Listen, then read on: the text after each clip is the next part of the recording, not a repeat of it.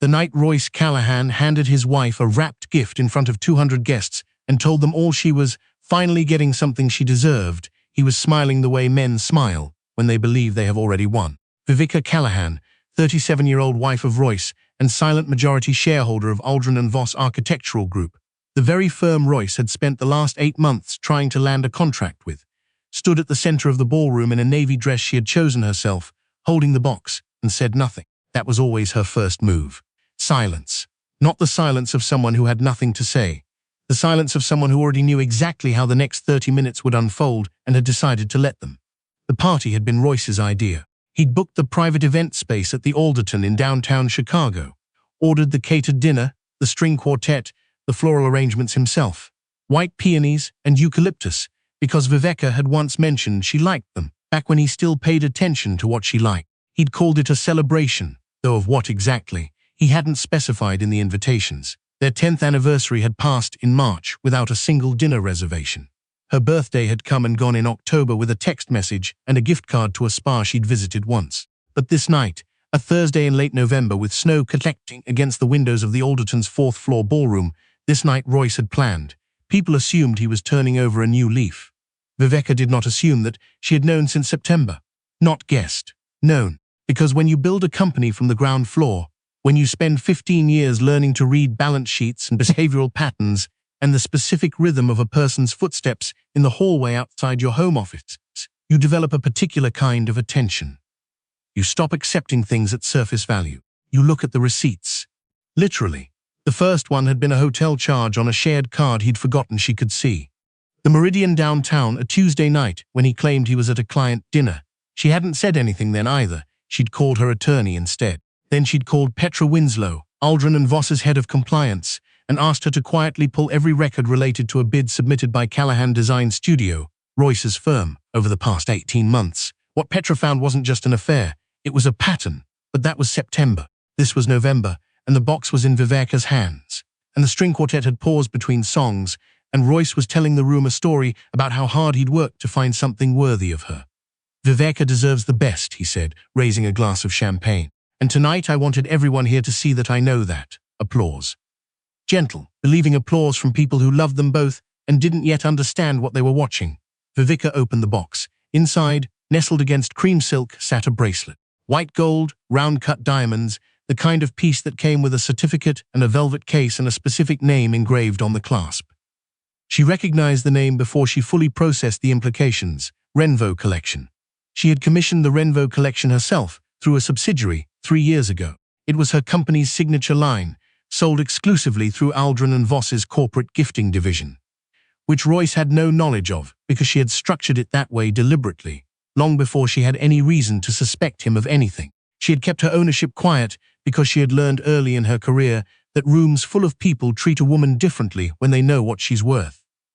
The bracelet in the box was from the Renvo Collection. The Renvo Collection cost between $4,000 and $12,000 per piece, depending on the cut. The piece in front of her now retailed for $7,400. She turned it over in her fingers. She looked at Royce. He was still smiling, still holding his champagne glass like a man at the top of something, confident, lit from the inside by whatever version of events he'd constructed for himself. "It's beautiful," someone near the back said.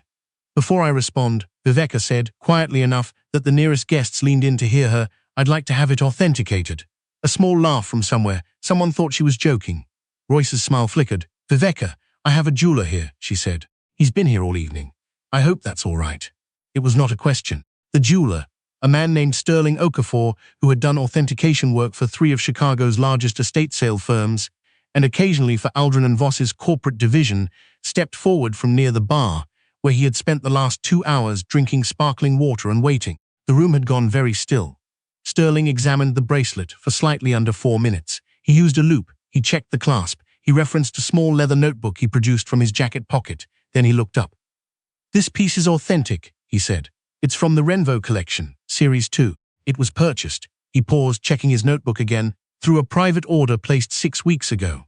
The billing record shows it was expensed to Callahan Design Studio as a client gift." Someone made a sound, a sharp involuntary intake of breath. "A client gift," Viveca repeated. Not loudly, not dramatically. Just the words, clean and flat, dropped into the silence like a stone into still water. Royce said her name. She did not look at him. The Renvo collection, she said, and now she did look up at the room rather than at him, at the faces she'd known for years, their friends, her colleagues, his business partners, his father who stood near the door in a blazer that still had the crease from the dry cleaning bag, is produced by a subsidiary of Aldrin and Voss, which I own. Not everyone understood immediately, but enough people did. Royce's father, Darlan Callahan, 68-year-old retired contractor who had been talking about the Aldrin and Voss contract for months, at dinner tables, at family gatherings, over the phone with Royce in calls Viveka had occasionally passed in the hallway, went a particular color that had nothing to do with the lighting. He had told Royce, as recently as October, that landing Aldrin and Voss would change everything, that it was the most prestigious commercial architecture firm in the Midwest, that whoever held their contracts was set for a decade.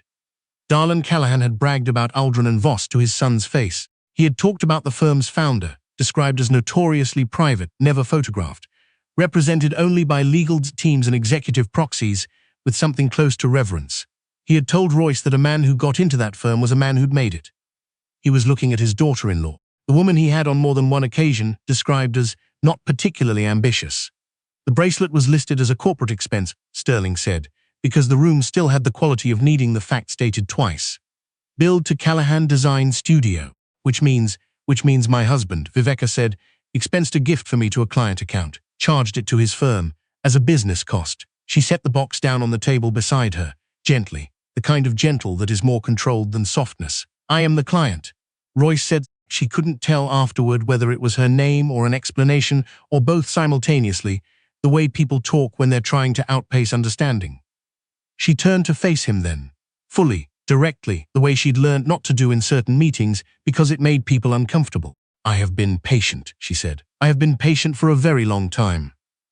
Royce Callahan, 40-year-old principal of Callahan Design Studio and husband of 8 years, looked, for the first time in Viveka's recent memory, like a man who did not know what to say next. He found something anyway. People like Royce always did. This isn't what it looks like, he said. Then, I can explain everything. Then, when neither of those landed, he tried a third version, quieter, aimed at her rather than the room. You could have just talked to me. The audacity of that one landed differently with the people around them. She had heard it before. She had heard some version of I can explain. And you should have come to me. And you're making this a bigger deal than it needs to be for the better part of 2 years. Whenever she asked where he'd been, whenever she mentioned the distance between them, whenever she brought up the fact that his studio had submitted 3 bids to firms with which she had undisclosed conflicts of interest, she had said things, she had tried, and he had said she was overreacting or tired or reading too much into things, which was a specific kind of cruelty that leaves no mark. She had stopped trying in June. I did talk to you, she said. You told me I was imagining things. His father had not moved from the doorway.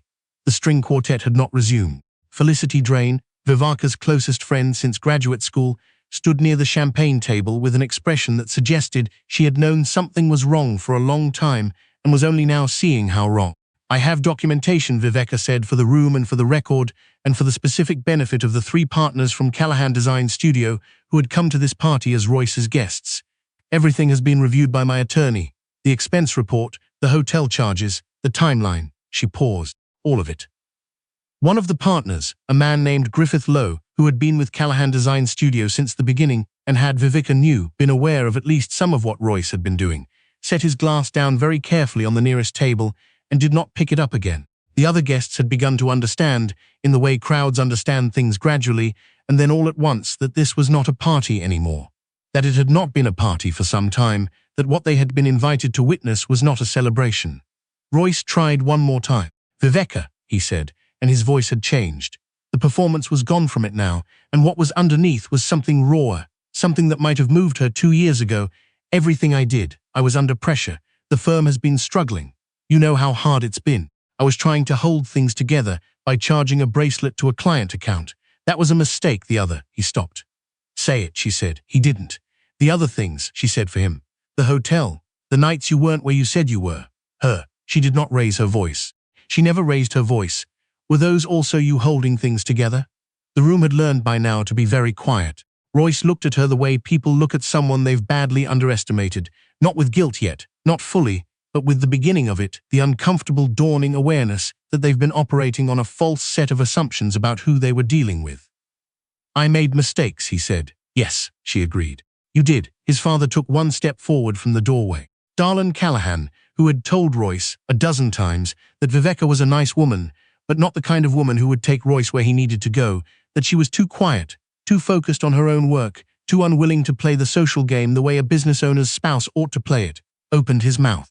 Viveka looked at him before he could speak. Aldrin and Voss will not be accepting Callahan Design Studios' bid, she said. That decision was made in October. I recused myself from the initial review to avoid any appearance of conflict, but after the review committee completed its assessment, I was briefed on the outcome. She paused. The bid was declined on merit. I want to be clear about that. I didn't influence it. I didn't have to. Darlin closed his mouth. The bid had been the thing Royce had banked on, the thing his father had been talking about like it was destiny. Callahan Design Studio partnering with Aldrin and Voss. The contract that would have solved the firm's cash flow problem, restored the reputation that had been quietly suffering for 18 months, given Royce the external validation he'd been chasing since, before Viveka had understood, that was what he was doing. He had genuinely believed he was going to get it. He had in fact been so certain that he'd been treating the contract as already signed, had taken on overhead, had hired 2 additional junior staff, had told his father it was done, just a matter of paperwork. Viveka had known that since September too. She hadn't said anything then because it wasn't time. She had spent 3 months letting him believe he was winning while she assembled every document, every record, every piece of evidence into the kind of clean, organized, irrefutable package that her attorney described as unusually thorough, even for you. She wasn't a vindictive person. She wanted to be clear about that, at least to herself. She had not engineered this moment out of cruelty. She had engineered it out of precision. There is a difference between wanting someone to suffer and understanding that some things need witnesses. Her marriage needed witnesses. What had been done to her needed to be seen. Royce had spent years constructing a version of their life in which he was the ambitious one, the one with the vision, the one going somewhere. And Viveka was the steady background presence, supportive, capable in her own small way, but ultimately secondary. He had told that story to his father. He had told it to his friends. She suspected he had told it to the woman at the hotel too. Some version of my wife doesn't understand me.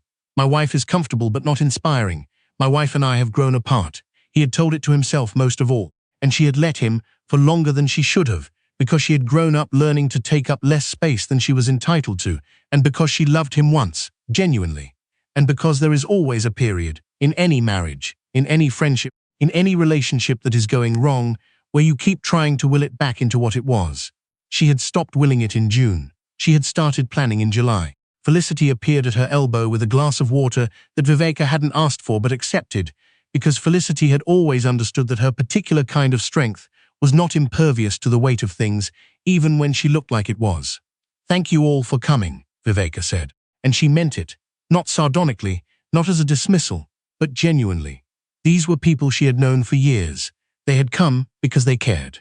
They had witnessed something they hadn't expected to witness, and they would carry it with them. And she understood that that was part of what this night would mean. She did not stay in the ballroom. She walked to the coat room, collected her coat herself, nodded to the attendant, and stepped into the elevator. She did not cry in the elevator. She had cried in September, in the quiet of her car, in a parking garage on a Tuesday after she'd seen the hotel charge, and it had lasted about 11 minutes, and then she had called her attorney and moved forward. She was not a woman who performed grief for audiences. The grief was real. It had been real for a long time, but it belonged to her, not to the room she'd just left. Her phone buzzed in her coat pocket. Felicity. Then her attorney, then Petra, then a number she didn't recognize, which was probably a wrong number but turned out, when she checked it later in the cab, to be Griffith Lowe, Royce's partner, who had left a voicemail that was 3 minutes and 40 seconds long and began with the words, "I owe you an apology," and ended with the words, "I should have said something sooner." She listened to it twice. Then she set her phone face down on the seat and watched Chicago pass outside the window. The lit windows of buildings she had helped design, the streets she had walked for 15 years, the city that did not know or care what had just happened on the 4th floor of the Alderton, and she let herself sit in the particular quiet of a decision fully made and a chapter fully closed. In the weeks that followed, the details arranged themselves the way details always do after the central thing has collapsed. Royce moved into the apartment above his studio on Wicker Park. The divorce filing was straightforward. Her attorney had seen to that, and Royce's attorney, once presented with the documentation Viveka had assembled, advised him against contesting anything. He didn't contest anything. The Callahan-designed studio bid was never resubmitted. By February, 2 of the 3 partners had quietly begun exploring other arrangements. Griffith Lowe called Viveka's office, her actual office, the one with her name on the door in the building on Michigan Avenue she had owned for 6 years, and asked if they could have coffee. She said yes after a pause that communicated everything it needed to communicate. Darlan Callahan did not call. She hadn't expected him to. What she had not expected, what surprised her genuinely, in the way that small things sometimes surprise you when large things have already exhausted your capacity for shock, was a letter, paper, handwritten, delivered to her office in early January by a courier, which was an unusual enough choice that her assistant brought it in personally, rather than leaving it in the stack. It was from Royce's mother, Margot Callahan, 66, retired teacher, who had not been at the party because she and Darlan had been separated for 3 years, a fact that Royce treated as something to be managed rather than discussed. The letter was 2 paragraphs.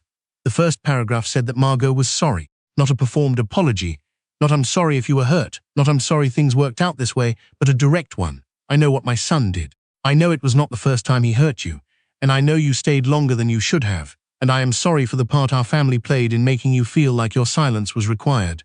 The second paragraph said, "You are not the kind of woman who needs to be told she'll be fine. But I wanted to say it anyway. You'll be fine."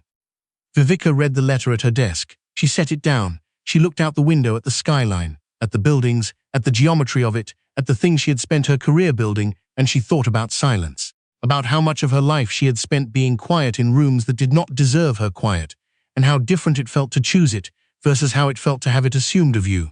She wrote back 1 paragraph. She thanked Margot for the letter. She said she was glad to know that clarity sometimes came from unexpected places.